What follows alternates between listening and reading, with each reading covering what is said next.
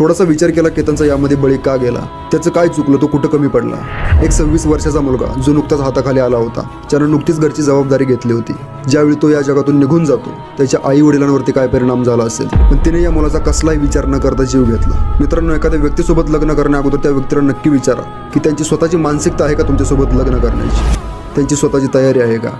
कोणाच्या दबावाखाली तर ते लग्नाला तयार नाही झाले, कोणाचं त्यांच्यावरती लग्नासाठी प्रेशर तर नाही येणार. ते स्वतःच्या मनाने स्वतःच्या मर्जीने तुमच्यासोबत लग्न करण्यासाठी तयार आहेत का, त्यांची मेंटॅलिटी आहे का. कदाचित या प्रश्नांमुळे गोष्टी ज्या घडणार आहेत त्या अगोदरच टळतील. एखाद्याचं घर उद्ध्वस्त होण्यापासून वाचेल तुमचं किंवा एखाद्या व्यक्तीचं आयुष्य त्याच्याकडून त्याच्या घरच्यांची असणाऱ्या अपेक्षा त्या तुटण्यापासून, त्या संपण्यापासून वाचतील. बाकी या केतनच्या मॅटरमध्ये जो दोष आहे त्याला शिक्षा झालीच पाहिजे. केतनला आपल्या सर्वांकडून भावपूर्ण श्रद्धांजली. मित्रांनो, कलियुग आहे, जास्त सभ्य जास्त शांत बनून राहणं काहीच कामाचं नाही. बाकी तुम्ही आपल्या अकाउंटला नवीन असाल, अजून फॉलो केलं नसेल तर एक स्ट्रॉंग पर्सनॅलिटी बनायची असेल तर आपल्या अकाउंटला फॉलो नक्की करा.